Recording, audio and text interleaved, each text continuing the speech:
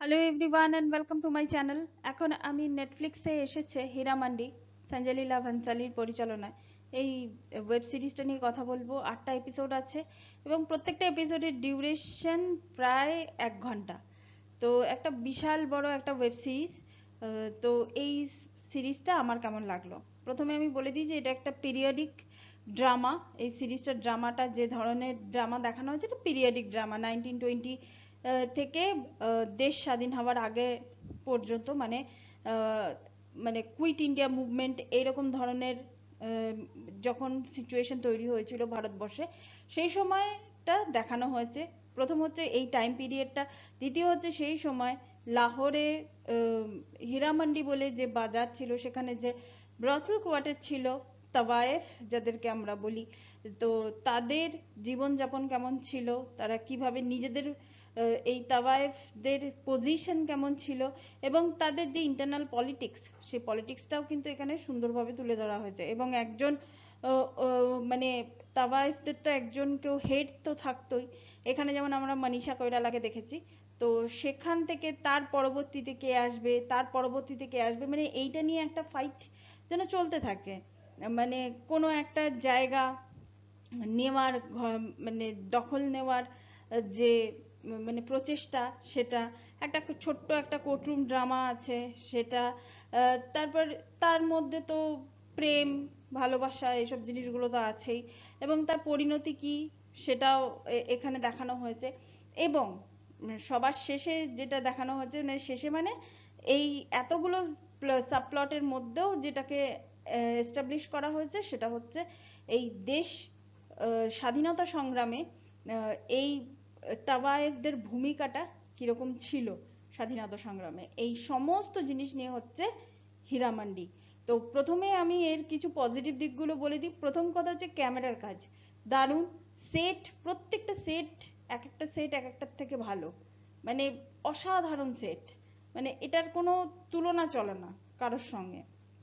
সঞ্জয় লীলা বনশালী এমনিতেই খুব যত্ন করে মানে এই সেটগুলো উনি বানান। বিশাল বড় একটা বড় গ্র্যান্ডারে সেটগুলো তৈরি হয়। তারপর হচ্ছে, যেটা আমি থার্ড পয়েন্টের মধ্যে রাখবো, সেটা হচ্ছে গান।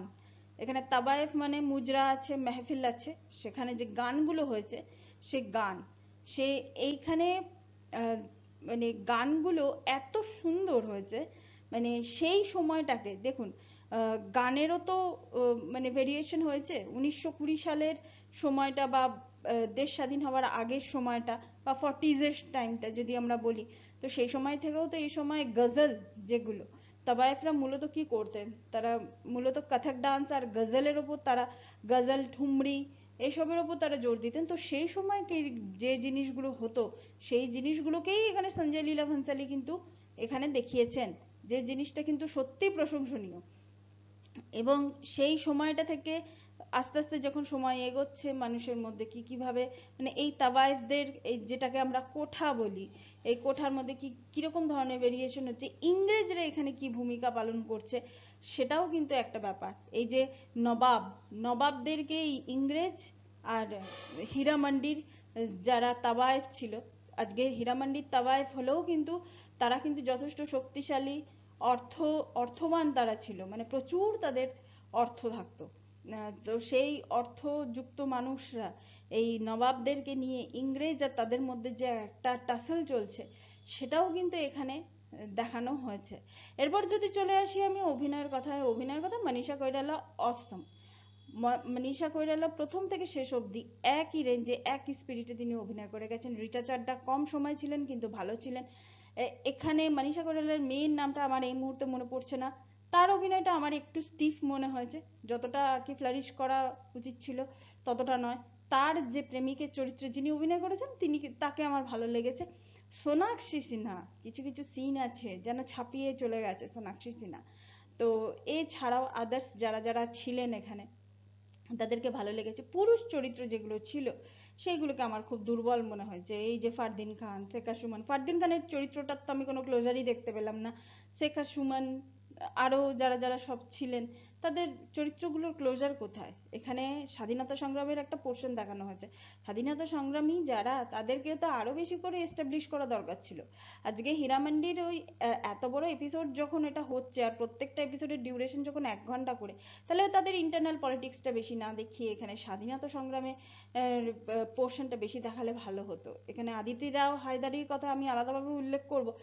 একজন তাবায়েফ, সে কোঠাতেও সে নাচ করে, সে যথেষ্ট সে প্রতিপত্তিশালী একজন মহিলা, প্লাস সে দেশ মানে স্বাধীনতা সংগ্রামেও তার নাম আছে, সেখানেও তিনি সংগ্রামীদের তিনি অর্থ দিয়ে তিনি সাহায্য করছেন। তার ব্যক্তিত্ব তো অন্য লেভেলের হওয়া উচিত। মানে এখানে তার ব্যক্তিত্বটাকে আমার মনে হয় কোথাও যেন মনে হচ্ছে যেন একটু চিত্রনাট্য অনুযায়ী যেন তার ব্যক্তিত্বটার সঙ্গে না ঠিক ম্যাচ করছে না। এখানে একটা অন্য লেভেল থাকবে সে, মানে মানে তার ব্যাপারই আলাদা হবে। তো সেখানে আমার আদিত্য রাও হায়দারি চরিত্রটা সবচেয়ে বেশি স্ট্রং হতে পারতো, কিন্তু সেটাকে করা হয়নি। বরঞ্চ আমার এখানে মনীষা কৈরালা আর সোনাক্ষী সিনহার মধ্যে যে টাসেলের পোর্শনটা ছিল, কিছুটা কিন্তু আমাদেরকে এনগেজ করে রাখে। প্রথম কথা হচ্ছে এখানে যেভাবে সেটগুলো ডিজাইন করা হয়েছে সেগুলোর জন্য আপনি এনগেজ হবেন, ডায়লগ যেগুলো আছে সেগুলোর জন্য এনগেজ হবেন, যে যে টুইস্ট অ্যান্ড টার্নস গুলো আছে কথার মাধ্যমে, অনেক বেশি ডায়লগ ড্রিভেন এই সিরিজটা, ঘটনা কম হচ্ছে, কথার মাধ্যমে আপনার সামনে জিনিসগুলো চলে আসছে, সেই জায়গাগুলো এখানে মানে ভালোভাবে আপনাকে এনগেজ করে রাখবে। কিন্তু একটা মার্ডার ইনভেস্টিগেশনের ব্যাপার ছিল, সেই মার্ডার ইনভেস্টিগেশনের ব্যাপারটা কিন্তু আর শেষ পর্যন্ত কিন্তু ক্লোজার পায় না। সেটা কেন পায় না আমি জানি না, যদিও সেটা অন্যভাবে এখানে দেখানো হয়েছে। এবং এই এতগুলো এপিসোডের মধ্যে সবচেয়ে দুর্বলতম এপিসোড আমার মনে হয়েছে শেষ এপিসোডটা, যেটা স্ট্রং হওয়া খুব দরকার ছিল।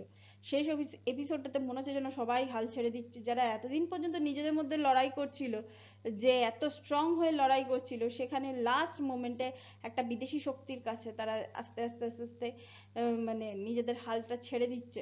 মানে এটা আমার কাছে ঠিক মানে ঠিক আমার জাস্টিফিকেশন আমার মনে হয়নি। সত্যি কি এরকম ধরনের কিছু ব্যাপার কি ছিল? এরকম এমনিতে তাওয়ায়েফের যে প্রচলনটা সেটা ব্রিটিশ চলে যাওয়ার পর থেকে সেটা উঠেই গেছিল, যে সেসব জিনিসগুলো আছে, তাদের যে পতন হচ্ছে সেটাও আছে। কিন্তু এখানে আরো বেশি করে এইসব জায়গাগুলোকে এস্টাবলিশ করা দরকার ছিল, যেখানে ভালো ভালো অভিনেতা অভিনেত্রীরা কাজ করছেন। তো এটাই ছিল আমার রিয়াকশন। ওভারঅল এই সিরিজটা আমার কাছে একটা ভালো একটা ডিসেন্ট ওয়াচ সিরিজ মনে হয়েছে। মানে সঞ্জয় লীলা ভানসালীর সিরিজ হওয়া মানে তার মধ্যে কিছু ব্যাপার থাকবে, মানে ফেলে দেওয়ার মতো তো সিরিজ একদমই নয়। ডিসেন্ট ওয়াচ সিরিজ, কিন্তু খুব ভালো সিরিজ এটা হয়নি। তো thank you so much, that's all. Please keep watching and please subscribe my channel. Till then, good bye.